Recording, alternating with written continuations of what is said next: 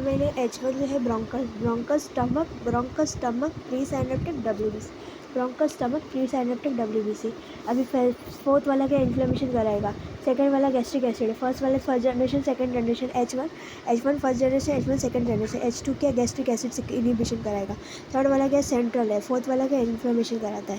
ठीक है, bronchus stomach pre synaptic WBC gastric acid inhibition कराएगा।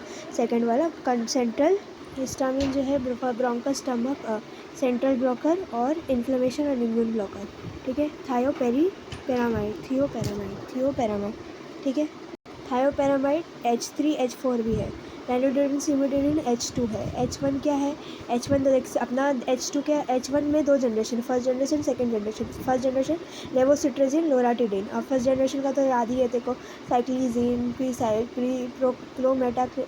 साइक्लिजीन सिनाराजाइन डाइफेनहाइड्रामाइड प्रोमिथाजीन सिनाराजीन डाइफेनहाइड्रामाइड साइक्लिजीन सिनाराजीन। अभी एंटीकोलिनर्जिक एक्शन होता है H1M। ठीक है, और ये नो एंटीकोलिनर्जिक रिसेक्शन, ये सीडेशन कॉज करता है H1। लेवोसिट्राजिन सीडेशन कॉज नहीं करता, फिर भी सीडेशन कॉज करता है, ये झूठ बोलते हैं। थायोफिलिक है नॉन पोलर। H1 हो गया थायोपेरामाइड। तो पिटोसिलेंट है, नार्कोप्लेक्सी में यूज़ होता है। पिटोसिलेंट नार्कोप्लेक्सी। सीरोटोनिन ट्रिप्टोफैन अमीनो एसिड से बनता है, 5 हाइड्रोक्सी ट्रिप्टोफैन, फिर अपना सेरोटोनिन बनता है। ठीक है, 5 हाइड्रोक्सी ट्रिप्टोफैन, फिर सेरोटोनिन बनता है। वैसे कॉन्स्ट्रिक्शन कराता है, GIT को स्टिमुलेट कराता है, वॉमिटिंग कराएगा और मूड रेगुलेशन कराएगा, अच्छा कराएगा मूड। सो प्लेटलेट के अंदर होता है, CNS के अंदर होता है, न्यूरॉन के अंदर होता है। अब इसके रिसेप्टर क्या है, 5 रिसेप्टर है, 5HT1 5HT2 5HT3 5HT4। 5HT1 जो है अपना बुसिपेरॉन, 5HT1 जो है वो बुसिपेरॉन, 5HT2 क्लोप्रामाज़ाइन ओलेंजापिन, इधर ओलेंजापिन और बुसिपेरॉन। ठीक है, ये हुआ। 5HT3 जो है एमेसिस वाला, ओडेनसेट्रॉन और palonosetron, granisetron palonosetron dolasetron. Chemotherapy induce nausea vomiting. अभी ये जो है क्लोजापिन एटिपिकल एंटीसाइकोटिक है। बुसिपेरॉन जो है वो एंजाइटी के लिए, 5HT1 एंजाइटी के लिए। ठीक है, और 5HT4 जो है वो प्रोक्लोमाइड GARD प्रोकाइनेटिक है, GIT मोटिलिटी के लिए। ठीक है, अभी सल्फोनामाइड का कैसा रहता है, ArSO2 NH रिंग NH करके और अदर रिंग रहती है। सल्फोनामाइड जो है aplastic anaemia, bilirubin toxicity, crystalluria, हेराश acetylation, aplastic anaemia, haemoglobin toxicity, bilirubin toxicity, kidney का toxicity, nephrotoxic, acidic urine, haemolysis, rash कराएगा, एसिली कराएगा, रैश और एसिली। तो ये E. coli, enteritis, pneumonia, typhoid, nocardia, ये सब के लिए यूज़ होता है। +3 में जो हमारा आयरन रहेगा, विटामिन सी इसको ऑक्सीडाइज करके Fe+2 कर देगा, जो अंदर जाएगा DMT1 रिसेप्टर से, स्टोर है फेरेटिन, Fe+2 स्टोर है फेरेटिन। ठीक है, फेरोपोटिन एक रिसेप्टर रहता है जो हेप्सिडाइन रेगुलेट करता है। हेप्सिडाइन एक ब्रेक की तरह है, अगर आयरन रिसोर्स ज़्यादा है तो फेरोपोटिन को इनिबिट करेगा, अगर कम है तो फेरोपोटिन को चालू करेगा। ट्रांसफेरिन के Fe2 को पकड़ के निकल जाएगा गाड़ी काम करने। टोटल बॉडी में 3.5 ग्राम आयरन है। अभी अडल्ट को, मेंस्ट्रुएटिंग फीमेल को 1 से 3 ग्राम लगते हैं, मेल को 1 ग्राम लगता है, और प्रेगनेंसी में 3 से 5 ग्राम mg लगता है, mg। ठीक है, एवरेज डाइट में हम 10 से 20 ग्राम है, 5% ऑब्जर्व होता है नॉन वेजिटेरियन डाइट में। इनऑर्गेनिक डाइट में, ऑर्गेनिक जिस फिश और मीट वाली डाइट में 35% ऑब्जर्व होता है। फैक्टर्स इन्फ्लुएंसिंग में acid, low pH, vitamin C, meat increase HCl। ठीक है, और बेसिक फॉस्फेट, फाइटेट, ये सारे डिक्रीज़ कर देगा। ओरल में ferrous sulphate, ferrous gluconate 12%, ferrous sulphate 20%, ferrous fumarate 33%, ferric colloidal hydroxide solution 50%। ये बहुत इफेक्टिव है, इसमें बहुत ज़्यादा हाई डेंसिटी फॉर्मुलेशन है। ये क्या है, ये ferrous fumarate low density formulation but tasteless होता है, ये इसका एक एडवांटेज। ये मेटेलिक टेस्ट होता है, फर्स्ट वाला फेरस सल्फेट जो चीप होता है, जो हम देते हैं, और ये हाई डेंसिटी में होता है, ये लो डेंसिटी फेरस ग्लूकोनेट। ठीक है, साइड वाइटनिंग और स्टेनिंग ऑफ द टीथ हो जाता है, ब्लैक स्टूल हो जाता है, कॉन्स्टिपेशन होता है।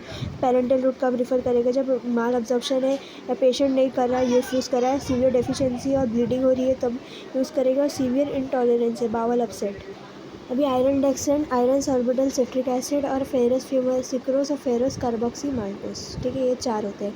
अभी आयरन डेक्सट्रान जो रहता है इंट्रामस्कुलर इंट्रावेनस दोनों में देते हैं और लिपिड में जाके अब्जॉर्ब होता है, ट्रांसफेरेंस से बाइंड नहीं होता, 30% लॉस हो जाता है, मतलब लोकली बाउंड हो जाता है। एनाफाइलेटिक रिएक्शन टेस्ट ट्रायलिस मस, ठीक है, टेस्ट ट्रायल मतलब हाई मॉलिकुलर वेट होता है, ठीक है। अभी आयरन सॉर्बिटल सिट्रिक एसिड जो रहता है IM में देते हैं, IV में नहीं देते।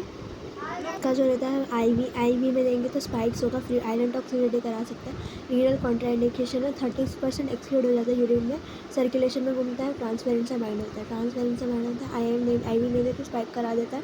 Kidney 30% exclude urine, renal patient में नहीं देते।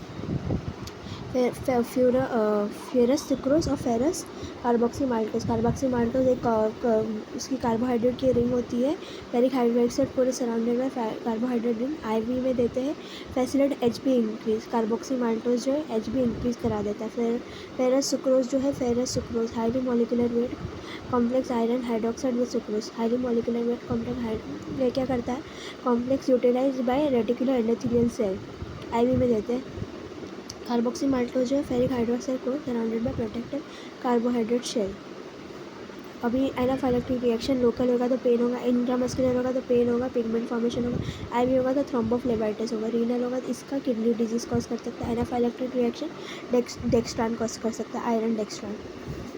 Total body iron is 4.4 into body weight और into kg into HB deficit. और आयरन टॉक्सिसिटी का तो डेस फेरोक्सीअमाइन देंगे 50 mg/kg, पहले वो बाइंड करेगा, फिर यूटिलाइज करेगा, फिर एक्सक्रीट करेगा। विटामिन B12 को कोबालामाइन बोलते हैं, वाटर सॉल्युबल विटामिन होता है। ट्रांसपोर्ट गैस्ट्रिक एसिड और पेप्सिन जो है B12 को प्रेसिपिटेट करते हैं। पैराडाइल सर्कुलर इंट्रिंसिक फैक्टर होता है, B12 और इंट्रिंसिक फैक्टर बाइंड कर देते हैं अल्कलाइन एनवायरनमेंट में, इंटेस्टाइन में जाके म्यूकोजल रिसेप्टर पे जाके वो ऑब्जर्व हो जाता है, स्पेसिफिक म्यूकोजल रिसेप्टर पे वो ऑब्जर्व हो जाते हैं। अभी बीटा ग्लोबुलिन जो है आयरन में क्या ट्रांसकोबालामाइन के फॉर्म में स्टोर होता है। ट्रांसकोबालामाइन 2/3 to 4/5 of the liver is stored और अब ये रीअब्जॉर्ब होता है इंटेस्टाइन से 1 mg और 8 से 10 mg लॉस हो जाता है, 8 से 10 माइक्रोग्राम लॉस हो जाता है, ठीक है। कोबालामाइन,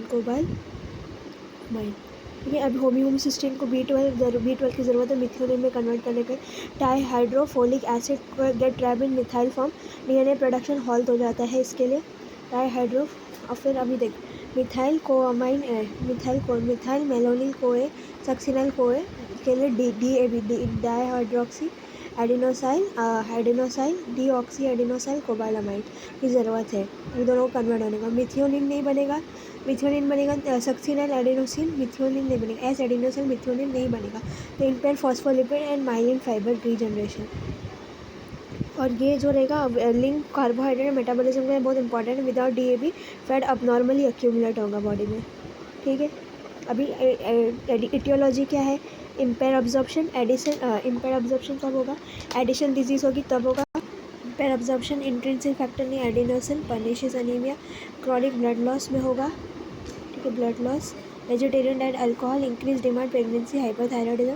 अभी clinical feature glossitis, peripheral neuritis, megaloblastic anaemia, poor memory, degeneration the spinal cord, tingling numbness present है।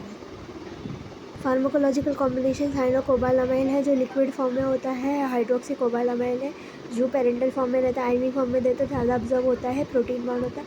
मिथाइल कोबामाइन जो होता है वो एंजाइम होता है, एक्टिव को एंजाइम मिथ्योनिन सिंथेसिस, ठीक है। अब ये न्यूरोलॉजिकल सिम्टम को करेक्ट करेगा, H फॉर हेमेटोलॉजिकल सिम्टम को करेक्ट करेगा और टबैको इंड्यूस एम्बाइलोपिया को करेक्ट करेगा। डायबिटिक ये साइनोकोबालामाइन highly effective for routine oral supplementation. अगर ओरल अब्जॉर्प्शन अच्छा है तो ओरल थेरेपी देंगे, नहीं तो इतने पेरेंटल देंगे।